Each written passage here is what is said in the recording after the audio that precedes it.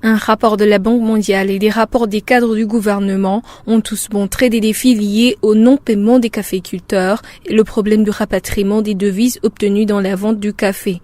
Telles sont notamment les causes du réengagement du gouvernement burundais dans le secteur du café. Cela a été annoncé par le ministre de l'Agriculture dans son point de presse sur la campagne café 2019-2020. La reprise du réengagement du gouvernement dans le secteur café a été proposée au dernier Conseil des ministres.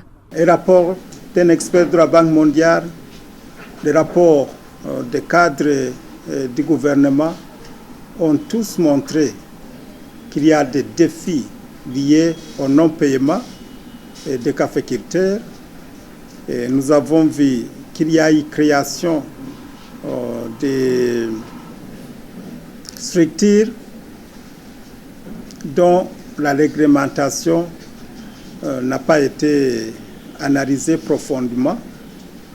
Et vous voyez qu'il y a aussi le problème de nos rapatriements de devises.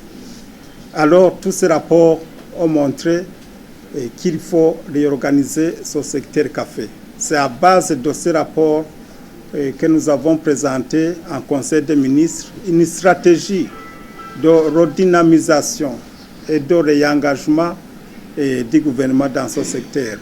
Sur une prévision de 75 000 tonnes de café cerise, une quantité de 47 653 tonnes a été collectée pendant cette campagne de café 2019-2020, soit une réalisation de 63,5%.